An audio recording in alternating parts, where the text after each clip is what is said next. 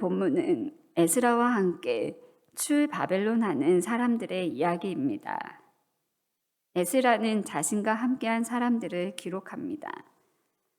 1절 말씀을 보면 나와 함께 바벨론에서 올라온 족장들과 그의 계보에 대해 말합니다. 이들이 가져간 돈과 종들의 숫자를 통해 추측해 볼 때 꽤 부요했던 것으로 보입니다. 그들의 부모가 바벨론의 포로로 잡혀가서 밑바닥에서부터 매우 열심히 일하였고 이제 자리를 잡은 사람들입니다. 그러나 다시 밑바닥으로 가는 선택을 합니다. 그들의 부모는 스스로 선택할 수 없었고 포로로 잡혀왔기에 어쩔 수 없이 바닥으로 떨어졌습니다. 그러나 에스라와 함께한 사람들은 그렇게 하지 않아도 되는데 스스로 그렇게 선택하였습니다. 본능은 그렇게 하지 말라고 말하기도 할 것입니다. 그러나 그들은 하나님 나라에 대한 꿈이 있었고 그들의 꿈은 망상이 아니었습니다. 그들은 1차 출바벨론한 사람들이 지금 어떻게 살고 있는지 알고 있었습니다. 1차 출바벨론한 사람들은 바벨론에서보다 훨씬 더 못 살고 있었습니다. 그것을 에스라도 그와 함께하는 사람들도 잘 알고 있었을 것입니다. 그들 또한 유다 지역에 가면 그렇게 힘들 것이라는 것을 알고 있었습니다. 하지만 그들은 하나님이 주신 꿈을 찾아가고 있는 것입니다. 여러분에게는 어려워 보이고 불가능해 보이지만 하나님이 주신 꿈이 있습니까? 환경이 어렵다고, 나이가 많다고, 다른 사람들이 그건 불가능한 일이다라고 비웃을지라도 하나님께서 주신 꿈을 결코 포기하지 마십시오.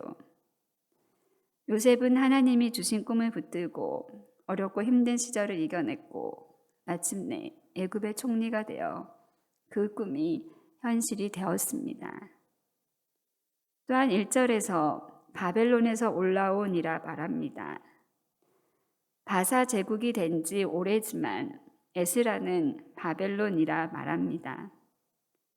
그들은 바사 제국 백성이 아니라 바벨론의 포로로 잡혀온 유다의 백성이요 하나님의 백성이라는 뿌리의식을 분명하게 가지고 있는 것입니다.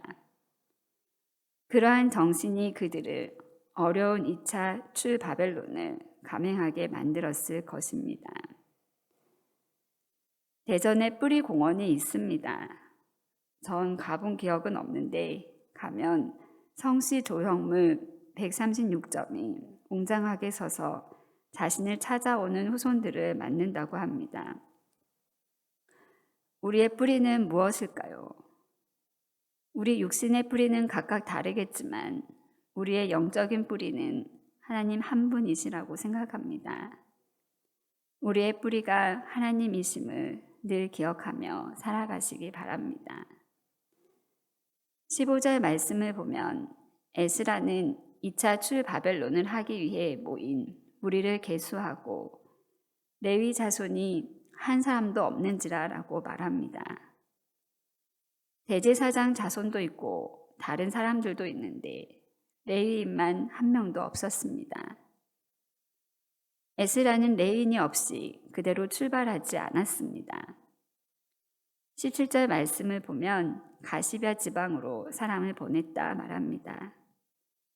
가시뱵에는 이스라엘 공동체가 있었는데 그곳에 사람을 급파하여 하나님의 성전을 위하여 섬길 자를 데리고 오라고 말하였습니다. 레위인들은 왜 가려는 사람이 한 명도 없었을까요? 그것은 1차 출바벨론 때도 벌어졌던 일입니다. 1차 출바벨론 때도 레위인이 적었습니다. 그들은 성전을 섬기는데 첫째 계층이 아니라 둘째 계층입니다. 제사장들인 첫째 계층에 비해 그들은 잡물을 처리해야 합니다. 유다에 땅도 없습니다. 그래서 바사에 남으려 했던 것 같습니다. 유다에 가봤자 오히려 의무만 생기고 이득이 없기 때문입니다. 상황은 분명 그러합니다. 그러나 그들이 지금 상황에 따라 출바벨론을 하는 것이 아니라 믿음을 따라가는 길입니다.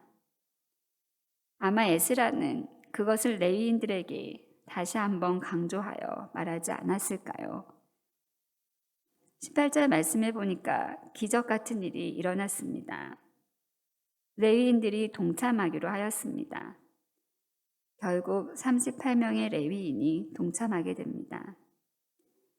그러한 기적이 일어난 것은 하나님의 선한 손의 도우심으로 일어났다고 고백합니다. 그렇습니다. 레위인들이 그렇게 쉽게 함께 가겠다고 응답하는 것은 거의 불가능에 가까웠습니다. 그러나 뜻이 있는 곳에 하나님의 인도하심이 있어 그들이 응답한 것입니다. 에스라가 레위인을 끝까지 설득하지 않았다면 어떡할 뻔했겠습니까? 우리는 오늘 2차 출바벨론한 사람들을 살펴보았습니다.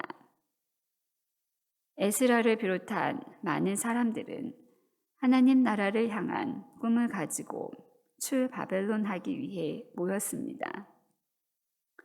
세상 나라를 보았으면 바사에 남아있는 것이 훨씬 더 좋을 것입니다. 그러나 그들은 배부른 돼지보다 배고픈 소크라테스를 선택하였습니다. 그들은 하나님 나라만이 가치 있는 삶이라는 것을 알았기 때문에 출바벨론을 선택하였습니다. 사실 하나님 나라를 보며 인생을 사는 사람이 그리 많지 않습니다.